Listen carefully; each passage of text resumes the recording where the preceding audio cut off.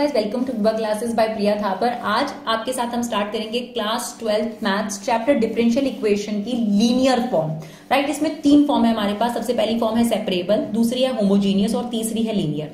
पहले आपको हमेशा क्वेश्चन को देखकर ये आइडेंटिफाई करना है कि क्या वो सेपरेट हो सकता है। अगर वो सेपरेट नहीं हो सकता तो दो फॉर्म लगेगी, या तो लीनियर लगेगी या फिर आपके पास होमोजीनियस लगेगी। होमोजीनियस में भी एक तरीका है, उसकी डिग्री सेम होनी चाहिए और x की जगह kx और y की जगह ky रखकर हम चेक कर लेते हैं कि अगर k कट जाता है तो वो आपके पास होमोजीनियस होता है। राइट, अगर उन दोनों में से कोई भी नहीं है तो ऑब्वियसली लीनियर होगा। तो आज हम आपके साथ डिस्कस करेंगे लीनियर फॉर्म। एग्जामिनेशन पर्सपेक्टिव से तीनों ही फॉर्म बहुत अच्छी हैं, पर लीनियर और होमोजीनियस तो काफी इंपॉर्टेंट है। तो सबसे पहले हम समझते हैं कि इसमें कंसेप्ट क्या है और इसके एग्जांपल देखेंगे और फिर हम इसकी एक्सरसाइज को एक एक क्वेश्चन को डिस्कस करेंगे। तो पहले समझते हैं कि लीनियर की पहचान कैसे होती है। तो लीनियर की दो फॉर्म्स हैं आपके पास और वो देखते ही पता चल जाती है। ठीक है, अगर वो सेपरेबल नहीं है, होमोजीनियस नहीं है, तो वो डेफिनेटली लीनियर है। और हमने इसका एक रिवीजन वीडियो डाला है जिसमें हमने आइडेंटिफाई करना बताया कि कैसे आप आइडेंटिफाई कर सकते हो। राइट, तो अब देखो, इसका जो फर्स्ट फॉर्म है वो है dy by dx फॉर्म बोलते हैं हम उसे। तो उसमें सबसे पहले आपको ऐसे नजर आ जाएगा question, dy by dx plus P Y is equal to Q.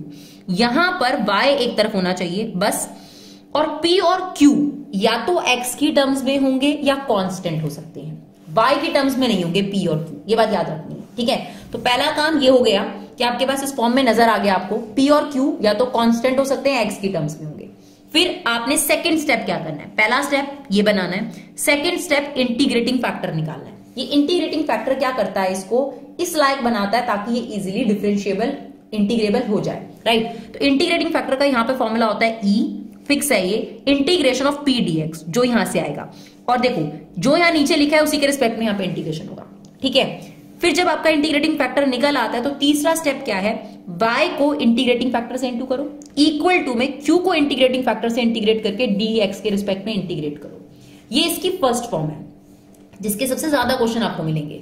लेकिन जो दूसरी फॉर्म है इसके कम क्वेश्चन दिखेंगे, तो एग्जाम में कोई भी आ सकता है, तो आपको दोनों पे फोकस करना है। दूसरी फॉर्म है इसी का रेसिप्रोकल, यानी dx by dy। तो वो हो जाएगी dx by dy और यहां पर क्या आ जाएगा, px इक्वल टू q। अब यहां पर जो p और q होंगे वो इन टर्म्स ऑफ y होंगे या फिर कांस्टेंट होंगे। समझ आ गई, यहां पर p और x किस टर्म्स में थे, x की टर्म्स में। यहां पर p और q y की टर्म्स में होंगे या कांस्टेंट होंगे। जब आप ये स्टेप कंप्लीट कर लोगे तो सेकंड स्टेप होगा इंटीग्रेटिंग फैक्टर, तो वो हो जाएगा e integration of p dy। ठीक, सब कुछ y की जगह x हो जाएगा। थर्ड स्टेप क्या होगा, x into integrating factor equal to में q इंटू इंटीग्रेटिंग फैक्टर, और यहां पर किसके रिस्पेक्ट में इंटीग्रेशन करना है आपने, dy के रिस्पेक्ट। तो वाक्य में कंसेप्ट को कैसे इंप्लीमेंट करना है, टिल देन एग्जांपल नहीं समझ में आए तब तक कुछ नहीं आता। तो चलो एग्जांपल देखते हैं। सबसे पहला एग्जांपल है एग्जांपल नंबर 19। देखो, find the general solution of. देखो, डिफरेंशियल इक्वेशन का क्वेश्चन जो है वो कैसे पहचान में आता है। आपके पास क्वेश्चन के अंदर dy by dx दे रखा होगा और लिखा होगा सॉल्व। तो dy by dx दे रखा है तो डेरिवेटिव तो लेना नहीं है ना, इंटीग्रेबल ही है। और integration special type of integration ही आपके पास डिफरेंशियल इक्वेशन है। और क्या है, इंटीग्रेशन की एक दो और एक्सरसाइज है, आप समझ लो, है ना। तो अब ये देखो, ये आपको तो बड़ा क्लियर दिख रहा है कि ये लीनियर फॉर्म नजर आ रही है। ये किसी भी कीमत पर होमोजीनियस नहीं बन सकता। क्यों, मैं बताती हूं आपको, क्योंकि कॉस, लॉग, टेन इनके अंदर x by y या y by x नहीं बनाया जा सकता। तो ये लीनियर तो कतई नहीं है। सेपरेबल क्यों नहीं है, अगर मैं y को यहां पर प्लस कर दूं तो आप x और y को सेपरेट नहीं कर पाओगे, तो ये लीनियर ही होगा। ठीक है, तो होमोजीनियस कैंसिल हो गया, सेपरेबल कैंसिल हो गया, तो लीनियर हो गया। अब ये लीनियर की फर्स्ट फॉर्म है साफ साफ, dy by dx plus P Y is equal to q, है ना। मैंने आपको क्या बोला था, जो p और q होंगे या तो वो x की टर्म में होंगे कांस्टेंट। तो ऑन कंपैरिजन p की वैल्यू कितनी है, 1 नहीं -1, ध्यान रखिएगा। q की वैल्यू कितनी है, cos x। ये हमारा स्टेप 1 हो गया। स्टेप 2 में हमें इंटीग्रेटिंग फैक्टर निकालना है, that is e integration of p dx। e p कितना है, -1 dx, तो -1 का इंटीग्रेशन कितना आ जाएगा, -x। एक बार इंटीग्रेटिंग फैक्टर निकल आया तो पहला स्टेप ये हो गया, दूसरा स्टेप ये हो गया, तीसरा स्टेप क्या है, y इंटू में इंटीग्रेटिंग फैक्टर, q इंटू में इंटीग्रेटिंग फैक्टर dx।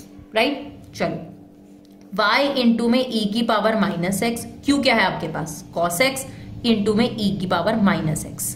अब देखो, एक बार बोर्ड में स्पेशल क्वेश्चन आया था, ये बाय पार्ट्स से इंटीग्रेट होगा और ये स्पेशल केस है बाय पार्ट्स का जो फिनिश नहीं होता, है ना, क्योंकि इसमें ट्रिगो और एक्सपोनेंशियल है। याद रखिएगा, आई लेट इसका रूल है, और कभी भी ये दोनों साथ में आ जाए ना, ट्रिगो और एक्सपोनेंशियल, तो इसका बाय पार्ट्स कभी फिनिश नहीं होगा। तो इसको स्पेशल आई लेके सॉल्व करोगे तभी बात बनेगी, नहीं तो नहीं बनेगी। तो आप एक काम करो, y इंटू ई की पावर -x, इसको ले लो i अलग से, है ना। तो हमने इसको i ले लिया, that is cos x into e की power minus x dx. ILATE के अकॉर्डिंग एक्सपोनेंशियल हमेशा लास्ट होता है, तो ये सेकंड हो गया, ये फर्स्ट हो गया। अब इंटीग्रेशन में क्या कहता है, first as it is, second का इंटीग्रेशन। तो ई की पावर माइनस एक्स का इंटीग्रेशन होगा ई की पावर माइनस एक्स अपॉन में minus one. First as it is, second का इंटीग्रेशन ले लिया मैंने, माइनस फर्स्ट का डेरिवेटिव, तो कॉस एक्स का डेरिवेटिव होता है माइनस साइन एक्स, तो माइनस माइनस प्लस हो गया, इनटू में सेकेंड का अगेन इंटीग्रेशन, तो यही वाला आ जाएगा ई की power minus x minus one, and then जो रिजल्ट है उस होल का integration. First as it is, second का इंटीग्रेशन, माइनस फर्स्ट का डेरिवेटिव लिया था तो माइनस माइनस प्लस हो गया, सेकेंड का integration. I is equal to में ये चल रहा है। अब देखो फिर से ही आ गया, है ना, तो ये कुछ इस तरीके से दिख रहा है, माइनस कॉस एक्स ई की पावर माइनस एक्स, ये माइनस बाहर आ गया, ये तो फिर आ गया ट्रिगो और एक्सपोनेंशियल। मैंने आपको पहले ही बोला था खत्म नहीं हुआ, है ना, लेकिन ज्यादा परेशान होने की जरूरत नहीं है, 2 बार काफी है। फिर से आइलेट लगाओ, ट्रिगो आपकी फर्स्ट होगी और ये आपके पास सेकंड होगा, बस ध्यान से लगाना है और कुछ नहीं है। Minus cos x into e की पावर माइनस एक्स, अब ब्रैकेट लगाओ, फर्स्ट एज इट इज यानी sine x as it is, e की पावर माइनस एक्स का इंटीग्रेशन होगा ई की पावर माइनस एक्स का डेरिवेटिव लेंगे जो नीचे आ जाएगा, तो first as it is, second का इंटीग्रेशन माइनस फर्स्ट का डेरिवेटिव, सेकेंड का इंटीग्रेशन और फिर होल का इंटीग्रेशन, और ब्रैकेट बंद कर दिया हमने, ठीक है ना। अब आप इसे देखोगे तो कॉस एक्स ई की पावर माइनस एक्स, ये वापस आई आ गया, ये देखो, तो हम इसको क्या पुट कर देंगे, आई, बस इसीलिए इसको अलग से आई लेके सॉल्व करना बहुत जरूरी है। तो आ गया माइनस कॉस एक्स ई की पावर माइनस एक्स, अब अंदर ले जाओ माइनस, तो ये हो जाएगा प्लस साइन एक्स ई की पावर माइनस एक्स। ध्यान सुनेगा, माइनस माइनस प्लस हो गया, पर ये बाहर वाला माइनस आएगा तो इसे माइनस बना देगा, और कॉस एक्स ई की power minus x is I. हमने इस पूरे को क्या पुट कर दिया, आई। अब ये आई और आई क्या हो गया आपके पास, 2i हो गया, और ये आपके पास, इसको आगे लिख सकते हो, इसको पीछे लिख सकते हो आप लोग, इसको पॉजिटिव है तो इसको आगे लिख दो, और इन दोनों में से ई की पावर माइनस एक्स कॉमन ले सकते हो, तो ये बन गया sign x minus cos x. तो आई की वैल्यू कितनी आ गई आपके पास, ये 2 इसके अपॉन में आ जाएगा, तो 2 इसके अपॉन में कर देते हैं। अब ये आई की वैल्यू यहां रिप्लेस कर दो, तो ये बन गया आपके पास y इंटू ई की पावर माइनस एक्स, आई की जगह आ जाएगा ई की power minus x upon 2 sine x minus cos x plus C. Is it okay. अब हम क्या कर सकते हैं, अगर हम y की वैल्यू निकालें तो e की पावर माइनस एक्स को इन दोनों के अपॉन में ले जाएंगे, तो ये आ जाएगा y इज इक्वल टू, जब इसके अपॉन में जाएगा तो कट जाएगा और ये बचेगा half sine x minus cos x. जब c के अपॉन में आएगा, c के अपॉन में e की पावर माइनस एक्स आएगा तो वो ऊपर आके पॉजिटिव होकर क्या हो गया, c e की पावर x, राइट। चलिए देखते हैं एग्जाम्पल नंबर 20। पहला एग्जाम्पल है, थोड़ा सा मुश्किल लग सकता है, बट सेकंड थर्ड एग्जाम्पल तक आपको काफी कन्वीनियंट हो जाएगा। अब देखो एग्जाम्पल नंबर 2 है, सबसे पहले ये ट्राई करते हैं सेपरेबल, पर सबसे पहले सेपरेबल हो या होमोजीनियस हो, सबसे पहले dy बाई dx के आगे कुछ नहीं होना चाहिए। तो सबसे पहले हमें क्या करना पड़ेगा, बोथ साइड x से डिवाइड करना पड़ेगा, क्योंकि मुझे x हटाना है। तो दिस अपॉन दिस करूंगी तो क्या बचेगा, dy बाई dx, और ये बच जाएगा 2 अपॉन एक्स वाई, और ये बच गया x। देखो देखते ही पता चल रहा है लीनियर है ना, होमोजीनियस नहीं है, कोई डिग्री सेम नहीं है, इनकी डिग्री की टर्म अलग अलग है ना। तो अगर आप चेक करना चाहो तो x को kx और y को ky रख के देख सकते हो, अगर k कट जाए तो होमोजीनियस है, नहीं तो नहीं। तो ये होमोजीनियस नहीं है, दिखने में ही लीनियर है, देखो। तो ये बन गया dy by dx plus P y equal to में व्हाट, q। अब इस फॉर्म में बनाने के बाद हमें क्या करना होता है, p और q की वैल्यू, तो p कितना है 2/x और q कितना है आपका x। अब हमें क्या करना है, इंटीग्रेटिंग फैक्टर निकालना है, that is e integration of p dx। तो e 2 अपॉन x का इंटीग्रेशन लेना है आपने, तो e 2 इंटीग्रेशन से बाहर आ गया, 1 अपॉन x का इंटीग्रेशन क्या होता है, log x। अब ये जो पावर, ये जो आगे टर्म है ये पावर बन जाती है, तो ये आ गया log x स्क्वायर। क्यों, ध्यान से सुनिएगा, आपके पास log a की power b is equal to b log a होता है, तो वाइसा वर्सा भी तो हम कर सकते हैं। तो अगर b आ गया तो हम उसे पावर मिला सकते हैं। इससे का बेनिफिट क्या है, e और log आपस में कैंसिल आउट इफेक्ट होता है, काट के दिखाने की जरूरत नहीं है, सीधा आपका आंसर ही आ गया, e और log एक दूसरे के साथ कट जाते हैं, ठीक है ना। तो यहां पर क्या बच गया, इंटीग्रेटिंग फैक्टर आपके पास x स्क्वायर। इस स्टेप के बाद आपने क्या करना होता है, y इंटू में इंटीग्रेटिंग फैक्टर, q इंटू में इंटीग्रेटिंग फैक्टर dx, राइट। तो y इंटू में x स्क्वायर, q क्या था आपके पास, q था हमारे पास x इंटू में x स्क्वायर dx, राइट। तो ये आ गया y इंटू में x स्क्वायर, ये है x क्यूब, तो x क्यूब का इंटीग्रेशन कितना आ जाएगा, x की पावर 4 अपॉन में 4 प्लस c। अब आप ये x स्क्वायर दोनों के डिवीजन में डाल दो, इसके डिवीजन में भी और उसके डिवीजन में भी। तो ये हो जाएगा एक्स स्क्वायर अपॉन 4 और ये हो जाएगा c अपॉन एक्स स्क्वायर, जिसको आप नेक्स्ट स्टेप में अगर चाहो तो x की पावर -2 भी लिख सकते हो, है ना सिंपल। तो आपको बस प्रैक्टिस करनी है, आपके पास इस टॉपिक में इतनी डिफिकल्टी आपको महसूस नहीं होगी। चलिए एग्जांपल नंबर 21 देखिए। ये देखिए, ये होमोजीनियस तो नहीं है, उनकी डिग्री अलग है। सेपरेबल ट्राई कर सकते हो कि x और y अलग हो। अगर x और y अलग नहीं हो रहे और होमोजीनियस नहीं है तो ऑब्वियसली क्या है, लीनियर। तो y dx, सबसे पहले dx और dy वाले सेपरेट करने तो मैंडेटरी हैं, राइट। अब dy बाई dx है तो ये इसके नीचे ले आते हैं, ये इसके पास ले आते हैं, ये आ गया y अपॉन में x plus 2y square is equal to dy by dx। अब गारंटी है अगर आप y को ky रख दो और x को kx रख दो तो यहां से k गायब नहीं होगा, k बच जाएगा, है ना, जो कि होमोजीनियस एक्सरसाइज में सिखाया गया है आपको। तो इसका मतलब ही होमोजीनियस तो नहीं है। सेपरेबल इसलिए नहीं हो रहा क्योंकि आप देखो यहां पर आप y को इधर रखकर x को x वाली जगह नहीं ले जा सकते, तो ये सेपरेबल भी नहीं है। बट ये फिलहाल तो लीनियर भी नहीं दिख रहा। लीनियर में दो फॉर्म है सर, ये फर्स्ट फॉर्म नहीं दिख रहा। कई बार बच्चे बहुत गंदी वाली मिस्टेक करते हैं, y अपॉन एक्स, और ये नहीं, डिनोमिनेटर ब्रेक नहीं होता सर, डिनोमिनेटर को आप ब्रेक नहीं कर सकते हो, ये बहुत बड़ी गलती है, कभी मत करना। यानी डिनोमिनेटर के टुकड़े नहीं होते। तो आपके पास ये dy बाई dx वाली फॉर्म नहीं है, ये dx बाई dy वाली फॉर्म है। इसका रेसिप्रोकल लो, तो रेसिप्रोकल बोथ साइड करो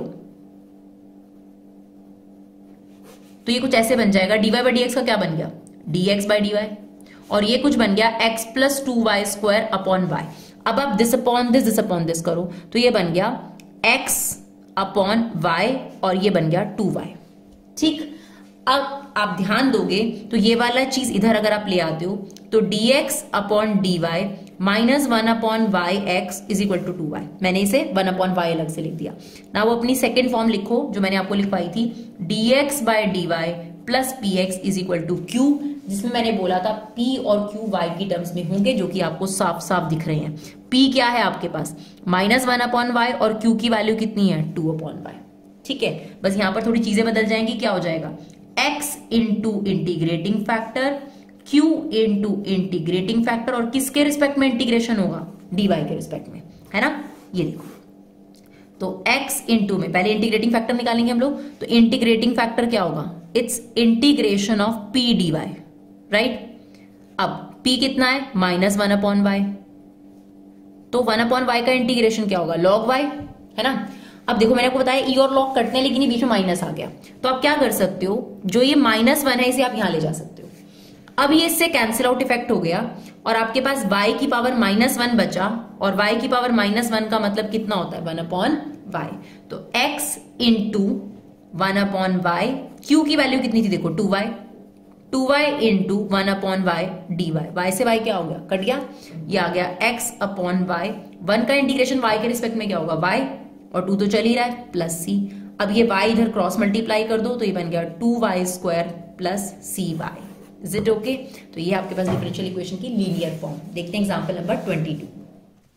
चलिए देखिए, अब ये वाली मैं आपको श्योर कर सकती हूँ कि ये होमोजीनियस तो नहीं है। क्यों होमोजीनियस नहीं है, क्योंकि कॉट के अंदर आप कॉट एक्स बाय वाई या वाई बाय एक्स नहीं बना सकते, और होमोजीनियस में वाई बाय एक्स फॉर्म बनानी पड़ती है, तो ये वो तो नहीं है, या तो सेपरेबल है या लीनियर है ना। और c की वैल्यू निकालने के लिए y की वैल्यू 0 और x की वैल्यू π/2 भी दे रखी है। तो अगर आप ध्यान से देखेंगे तो ये बड़ा क्लियर लीनियर दिख रहा है, dy by dx plus py is equal to q, है ना। तो यहां पर हमें लीनियर दिख ही गया, ये dy by dx plus py equal to q, है ना। तो p की वैल्यू कितनी है आप देखो, बड़े क्लियरली यहां से दिख रहा है। अगर आप कंपेयर करोगे तो dy by dx plus py equal to q। तो जो p की वैल्यू है यहां पर है cot x, और जो q की वैल्यू है वो है 2x plus x square cot x। अब सबसे पहले क्या करना पड़ेगा आपको, integrating factor, that is e p of dx।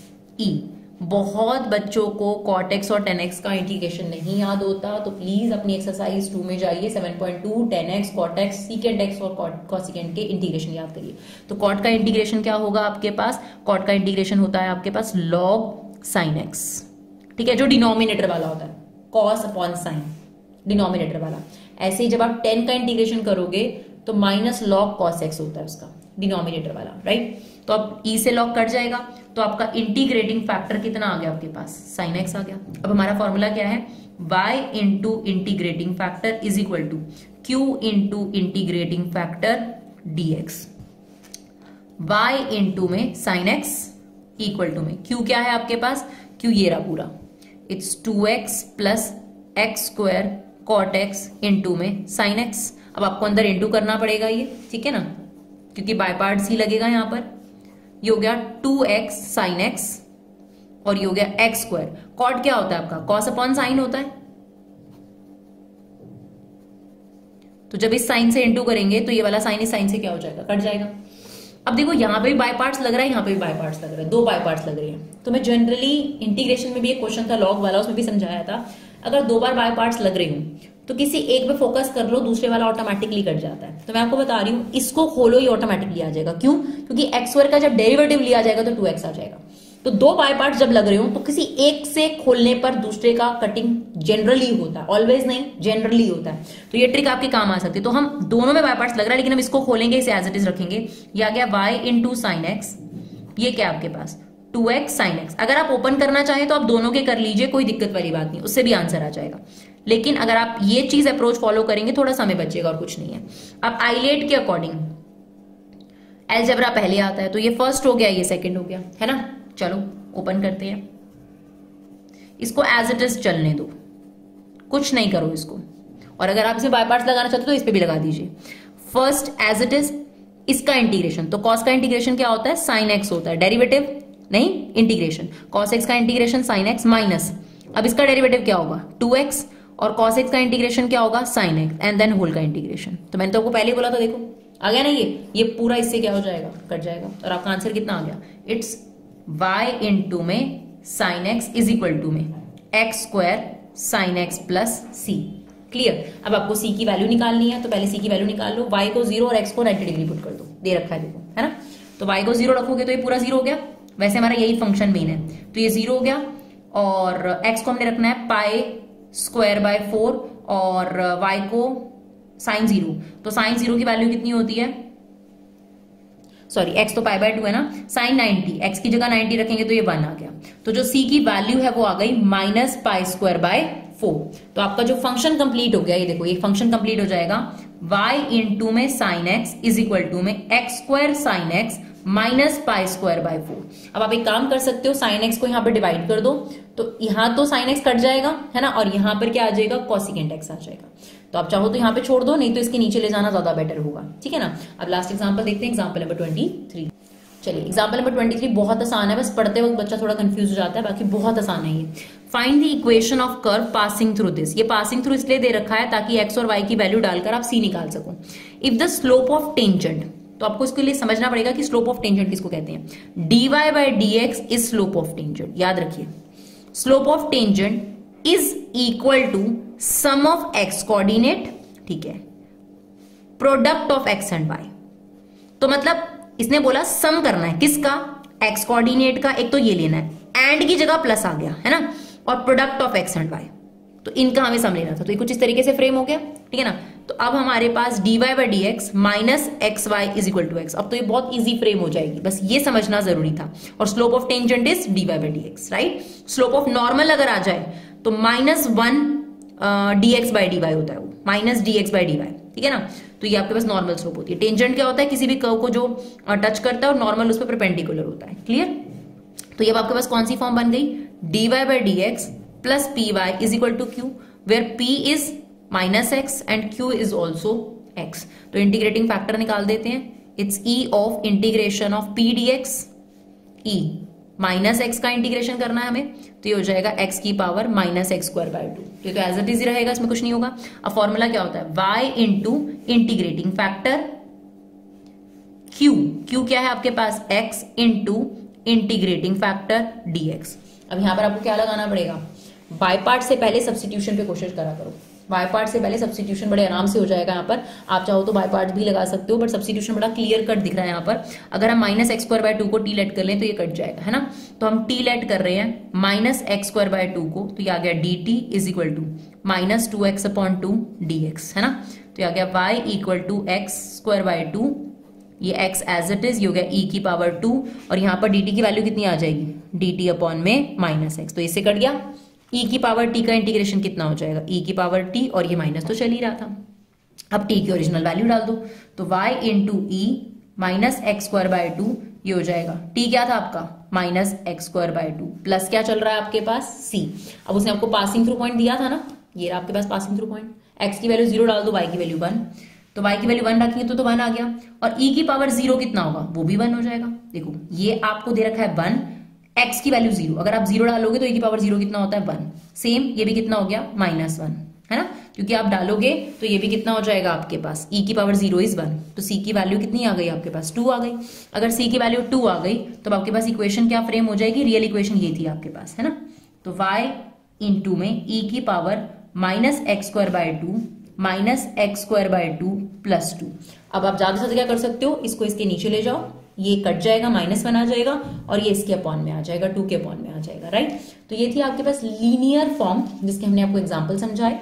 अगर थोड़ा बहुत भी डाउट है तो एक्सरसाइज भी समझिएगा, एक्सरसाइज समझने के बाद आपको पैटर्न क्लियर हो जाएगा, बिकॉज एक प्रोसेस फिक्स है इसके अंदर, राइट। तो चलिए देखते हैं कि आपके पास नेक्स्ट एक्सरसाइज इसकी कैसे होगी जो इस पे बेस्ड होगी, बट अभी फिलहाल के लिए इतना ही। Thank you so much guys for love and support, keep supporting our classes.